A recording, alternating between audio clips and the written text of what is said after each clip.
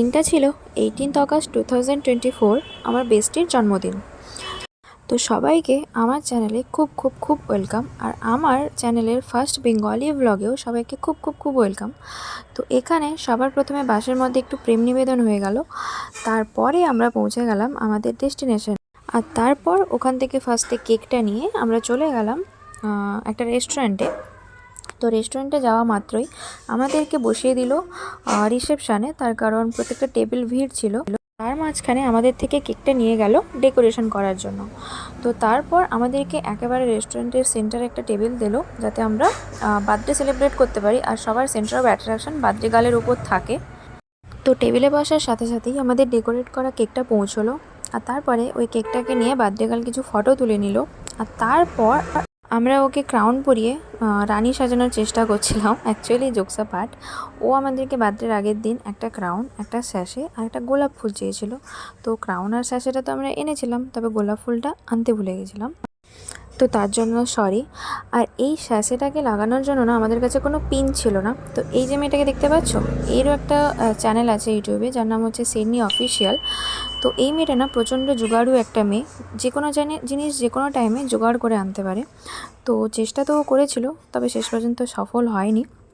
তারপরে আমাদেরকে স্যাশেটাকে এমনি লাগাতে হয়েছে। তো যে কোনোভাবে আমরা একটা স্যাশেটাকে মোটামুটি সেট করতে পেরেছি। তারপরে শুরু হলো স্পার্কেল জ্বালানোর যুদ্ধ। তো এই যুদ্ধতে আমি তো জিততে পারিনি। পাশ থেকে অন্য একজন আমাদেরই বন্ধু একজন, ও স্পার্কেলটাকে জ্বালিয়েছে। আসলে আমাদের মাথার ওপরেই ছিল এসিটা, আর এসি থেকে প্রচণ্ড পরিমাণে হাওয়া বেরোচ্ছিলো, যে কারণে স্পার্কেলটা কোনো মতে জ্বালাতে পারছিলাম না। তো এখানে বাচ্চা গেল ইরিটেট হয়ে যাচ্ছে যে স্পার্কেলটা জ্বালা, তোরা কখন জ্বালাবি, আমি কেক কেটে কেকটা খাবো। তার জন্য ও নিজেই আমাদেরকে একটু হেল্প করে দিচ্ছিলো স্পার্কেলটা জ্বালানোর জন্য, যাতে নিভে না যায়। তো তারপর ফাইনালি আমরা স্পার্কেলটা জ্বালাতে পেরেছি। আর তারপরে হলো কেক কাটিং। তো কেক কাটিংয়ের পর হলো কেক খাওয়ানো। এগুলো সম্বন্ধে তো তেমন কিছু বলারই নেই, কারণ এগুলো আমরা সকলেই জানি যে একটা বার্থডে পার্টিতে কী হয়। তবে জাস্ট একটু তোমাদেরকে ডেসক্রাইব করে দিলাম যে কী হলো না হলো। তারপরে এখানে কেক খাওয়ানোর পরে আমরা একটু ওকে কেক খাইয়ে দিলাম। আর তারপরে এখানে এই যে হচ্ছে আমাদের স্টার্টার চলে এসছে তার মধ্যে।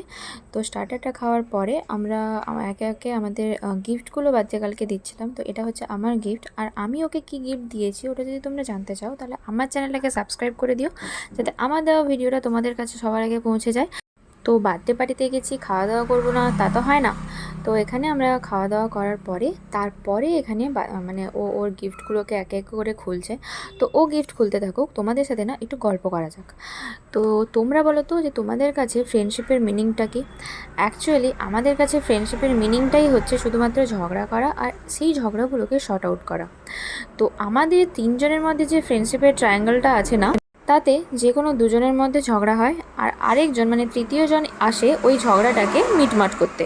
তো এটাই হচ্ছে আমাদের ফ্রেন্ডশিপের স্পেশালিটি, যে আমরা শুধুমাত্র ঝগড়াই করি, আর সেই ঝগড়ার মাধ্যমে আমরা আমাদের একে অপরের প্রতি যে ভালোবাসাগুলোকে দেখাই। ঠিক আছে, তো যাই হোক, তারপরে যে যার গিফট দিয়ে দিল, আর একে অপরের আমরা গিফটটাও দেখে নিলাম যে কে কী গিফট দিয়েছে, কার গিফটটা কী আছে, কেমন হয়েছে, তো সেগুলো দেখে নিলাম।